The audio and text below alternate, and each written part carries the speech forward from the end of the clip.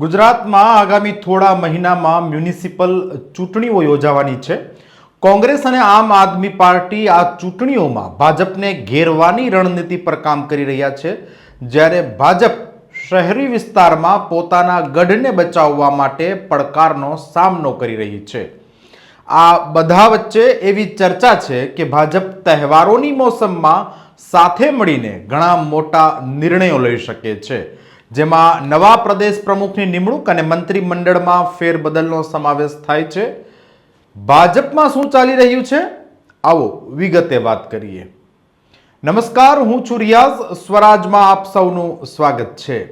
વડાપ્રધાન નરેન્દ્ર મોદી અને અમિત શાહની ગુજરાત મુલાકાત પછી રાજકીય વર્તુળોમાં મોટા ફેરફારોની અટકળો છે। સૂત્રોનું માનીએ તો રાજ્યમાં નેતૃત્વ પરિવર્તનની કોઈ શક્યતા નથી, પરંતુ ઘણા મંત્રીઓને વર્તમાન મંત્રીમંડળમાંથી દૂર કરવામાં આવી શકે છે, જેને લીધે ભાજપના અનેક નેતાઓની નીંદર ઉડી ગઈ છે।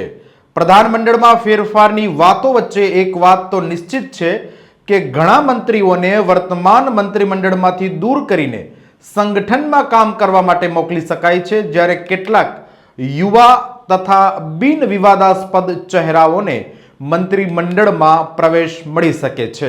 વર્તમાન મુખ્યમંત્રી ભૂપેન્દ્ર પટેલના પ્રધાનમંડળમાં કુલ 16 મંત્રીઓ છે, જેમાં 8 કેબિનેટ મંત્રી, 2 સ્વતંત્ર હવાલો ધરાવતા મંત્રીઓ અને 6 રાજ્ય કક્ષાના મંત્રીઓનો સમાવેશ થાય છે।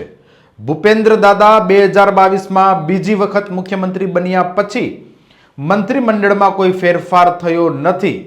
મંત્રીમંડળના ફેરફારમાં ભાજપ નવા સમીકરણો સ્થાપિત કરી શકે છે।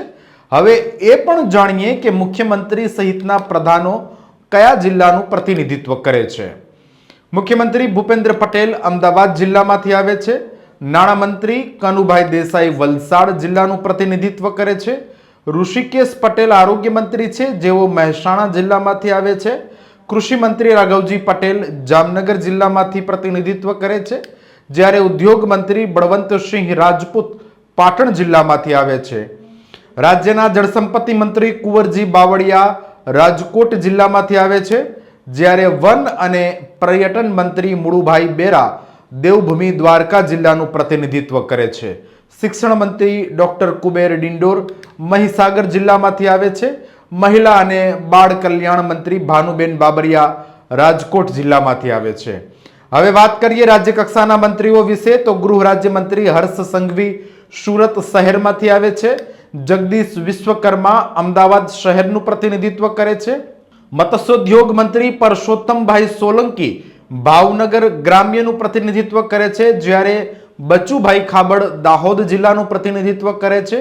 મુકેશ પટેલ અને પ્રફુલ્લ પાનસેરિયા સુરત જિલ્લામાંથી આવે છે, જ્યારે ભીખુસિંહ પરમાર અરવલ્લી જિલ્લાનું પ્રતિનિધિત્વ કરે છે। આવા જ એક મંત્રી છે કુંવરજી હળપતિ, તેઓ પણ સુરત જિલ્લામાંથી આવે છે। વર્તમાન કેબિનેટમાં સૌથી વધુ મંત્રીઓ સુરતમાંથી આવે છે, જેમાં હર્ષ સંઘવી, મુકેશ પટેલ, પ્રફુલ્લ પાનસેરિયા અને કુંવરજી હળપતિનો સમાવેશ થાય છે। સીએમ ભૂપેન્દ્ર પટેલ અને જગદીશ વિશ્વકર્મા અમદાવાદમાંથી મંત્રી છે। ભાનુબેન બાબરિયા અને કુંવરજી બાવળિયા બંને રાજકોટ ગ્રામીણથી આવે છે। ભાનુબેન બાબરિયાના વિધાનસભા મત વિસ્તારમાં પણ રાજકોટ શહેરનો એક ભાગ સમાવિષ્ટ છે, જો કે પ્રોપર રાજકોટ શહેરમાંથી કોઈ મંત્રી નથી। તેવી જ રીતે ભાવનગર શહેરમાંથી પણ કોઈ મંત્રી નથી। વડોદરા રાજ્યનું ત્રીજું સૌથી મોટું શહેર છે, અહીંથી પણ કોઈ મંત્રી નથી। દાહોદથી બચુભાઈ ખાબડ મંત્રી છે, પરંતુ મનરેગા કૌભાંડમાં તેમના પુત્રોની સંડોવણી બહાર આવ્યા પછી બચુભાઈ ખાબડનું પત્તું કપાય તેવી પ્રબળ શક્યતા છે। રાજકીય વર્તુળોમાં ચાલી રહેલી અટકળો મુજબ પહેલા પ્રદેશ પ્રમુખની નિમણૂક કરવામાં આવશે, ત્યાર પછી મંત્રીમંડળમાં ફેરબદલ થશે। હવે એ પણ જાણી લઈએ કે કોને મળી શકે છે મંત્રી પદ। વડોદરાના બાલકૃષ્ણ શુક્લા મુખ્ય દંડક હોવાથી અન્ય કોઈ ધારાસભ્યને તક મળી શકે છે। આમાં વડોદરા શહેર કે જિલ્લાના કોઈ ધારાસભ્યને લોટરી લાગી શકે છે।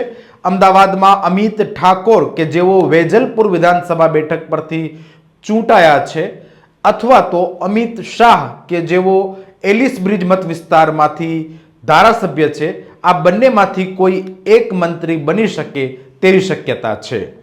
એવી પણ ચર્ચા છે કે ભાજપ અલ્પેશ ઠાકોર અને હાર્દિક પટેલને પણ મંત્રી બનાવી શકે છે. જો કે કોંગ્રેસમાંથી ભાજપમાં જોડાયેલા અર્જુન મોઢવાડિયા અને સીજે ચાવડાને પણ મંત્રી બનાવવાનું નિશ્ચિત માનવામાં આવે છે. ઉપરાંત અમરેલીથી કૌશિક વેકરિયાનું નામ પણ ચર્ચામાં છે.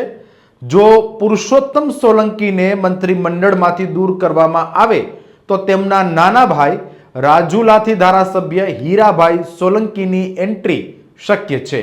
પીએમ મોદી અને અમિત શાહની મુલાકાત પર નજર રાખી રહેલા રાજકીય વિશ્લેષકોનું કહેવું છે કે ગુજરાતના રાજકારણમાં ઘણા બધા ફેરબદલ થશે, પરંતુ સમય નિશ્ચિત નથી.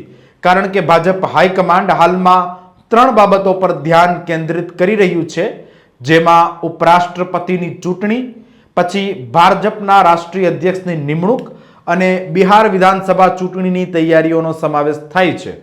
આવી સ્થિતિમાં પીએમ મોદી અને અમિત શાહ તરફથી લીલી ઝંડી ક્યારે મળશે તેની તરફ સૌની નજર છે. ગુજરાત ભાજપમાં કેવા ધરખમ ફેરફાર આવશે તે અંગે આપનો અભિપ્રાય અવશ્ય જણાવશો. સ્વરાજ ચેનલ સબસ્ક્રાઇબ કરવાનું ભૂલશો નહીં. અત્યારે બસ આટલું જ. ધન્યવાદ.